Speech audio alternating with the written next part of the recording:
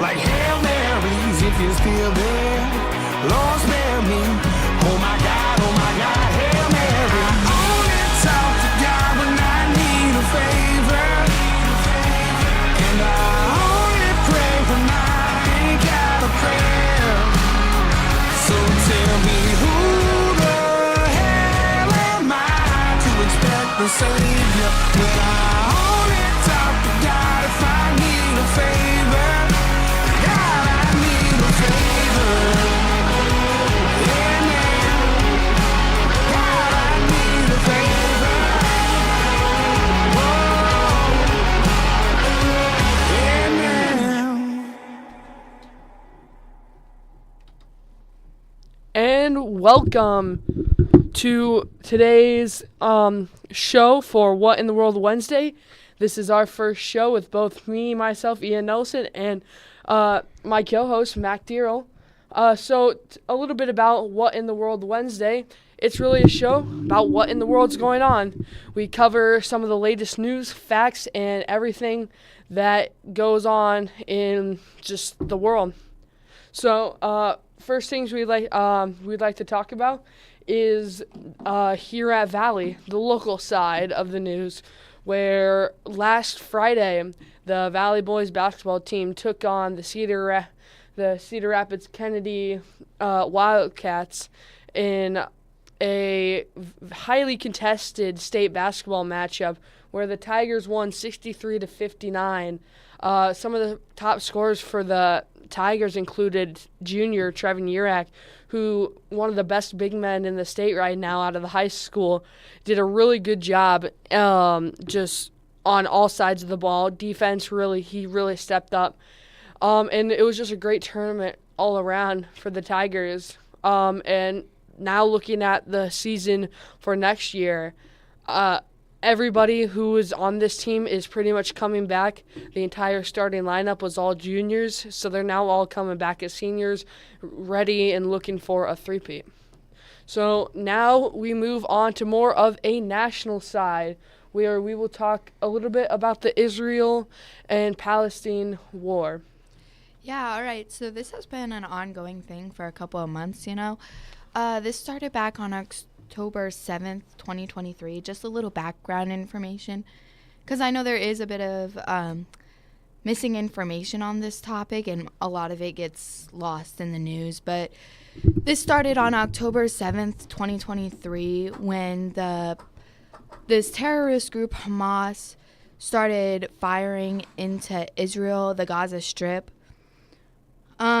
So, Israel strikes back, defending the aggression and ongoing conflicts with Palestine. In the latest developments of the ongoing conflict between Israel and Palestine, Israel has taken defensive action against it and continued to stop the aggression from Palestinian military groups.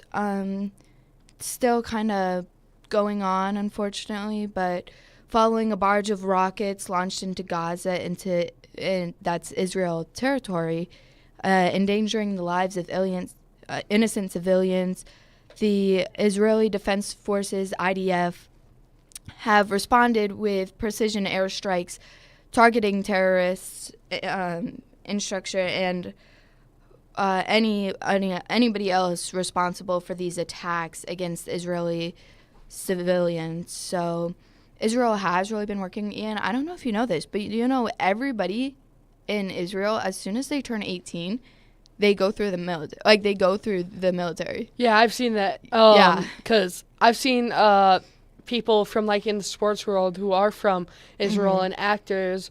They turn 18, they get they finish a big project, and they have to go out into the military. And it's just a sad thing to see, because you really just want as much peace as you can in the world, especially with everything we've had. And it's really sad for this, because we've seen the Israeli-Palestine war go on all the way from the 1920s. This thing, and even later, this is as pretty much as old as time. One of the longest conflicts in history, and it's just a sad thing to see, especially with countless lives being at sacrifice. I know, yeah, that whole Gaza Strip. The was whole shame. Gaza Strip, and then just the civilians in and close to Gaza and the outer parts where the Hamas and the IDF are trying to just work for their sides. Yeah. Well, moreover, Israel has demonstrated its commitment to minimizing civilian casualties by implying advanced warning systems to even alert Palestinian civilians on impending airstrikes, allowing them to evacuate targeted areas safely.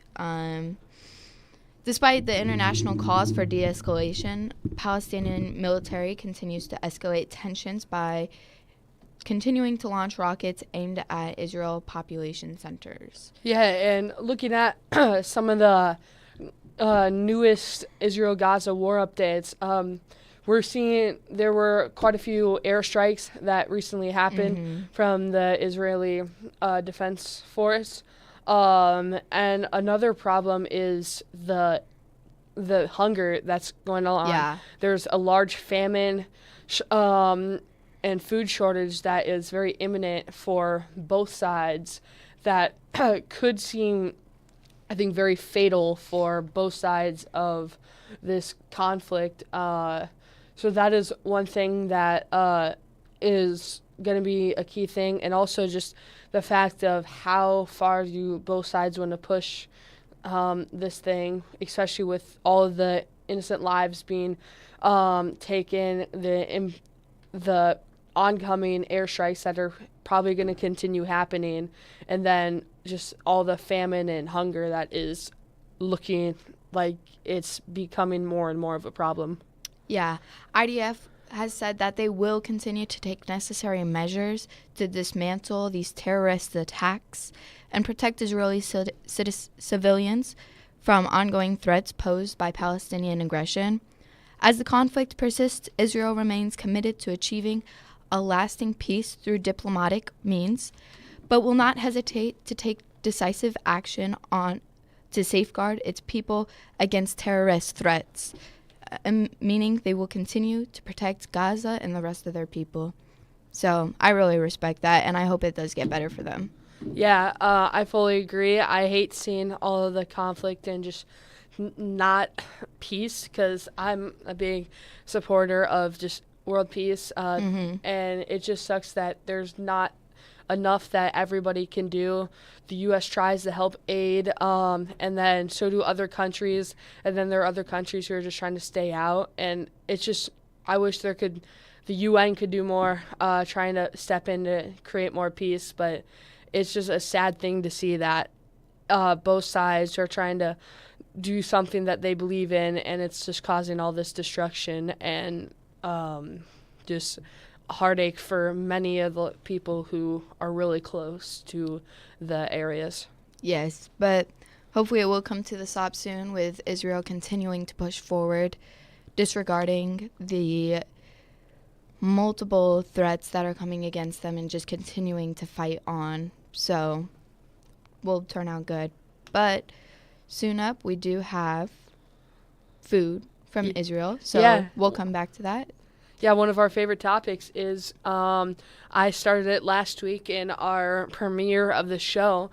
One thing we like to do here on What in the World Wednesday, we love food, and Yep. we kind of just want to tell you a little about it. Since we were talking about the Israeli-Palestine conflict, we thought, why not talk about a little about the food? Something that it's just one of the big parts of their culture. It's a big part of everybody's culture. So yeah, Mac, I think. Should we get into this now? Yeah. All right. So first up, I have one of my personal favorites. I have had all these foods, and my first favorite one is shakshuka. This isn't very well known, I would say, out in the Midwest. It's, for anybody that doesn't know, it's a tomato breakfast food. So you usually eat it with naan or like pita. and you like cook the tomato to like almost like a simmer, but it's still in chunks, and you add some other veggies like peppers, etc. Then you have your seasoning, and you also crack an egg on top of it. So it's like an over easy egg on top of this tomato, and it's really good. What's funny is I'm not even much of a breakfast eater, but I know when my dad cooks this for breakfast, I'm eating good in the morning. Yeah, I've only had a couple. I think maybe one of the foods that we're going to talk about. And shakshuka, I've never had it personally, but it looks really good. Yeah, and you add, my favorite part is when you like add feta too. That hits the spot. So it was interesting because I was looking on the history of shakshuka, and I never thought too much in depth about it, but since it's a tomato-based food, all these tomatoes came over from the New World. And, I really think about how the New World, we learn about how the New World impacted a lot of Europe, but seeing it trickle into the Middle East, and now we have some of, the biggest Middle East dish, and it's this shakshuka. So, next up, though, this is more of a lunch food. One of my personal favorites. This is one of my personal favorite foods. Which one? Falafel. Oh, falafel. Yeah. Falafel. Yeah. So this is, I would say, more of like a lunch food. You could really eat it regardless, but it's not breakfast. So this is a ground chickpea, more of a street food. So, yeah, I really love it. I like to put, some hummus, or if you get a good tahini dip going, that's where it's at. But Ian, tell us about your experiences with falafels.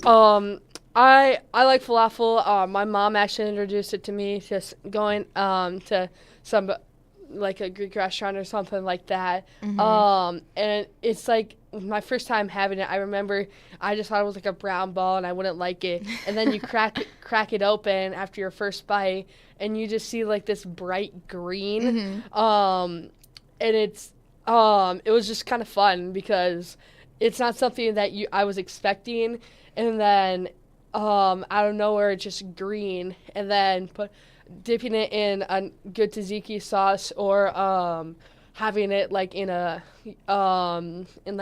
pita wrap or something like that. Almost like a gyro, yeah. Yeah, almost like a gyro, and like something like that. It's just really good. And because there's multiple ways you can make it. You can deep fry it, or you can try to bake and just with all the sauce, it's really good. It's one of my favorite like sides to go with a Mediterranean meal. So I really like falafel. So next up we have a dessert. This is one of my absolute favorite desserts. It's rugula. It's like a cookie, and it has like a jam like filling. Usually they're in a bit of circles. My mom, I don't know if you know this, but my mom, she's from New York, Yeah. And so where she comes from in New York, there's a lot of like Jewish and Catholic influence. So, I'm Catholic, but we still have a lot of Jewish influence, and that even followed us when we moved to the Midwest. So I'm still so grateful to have her cooking a lot of the food that she grew up with.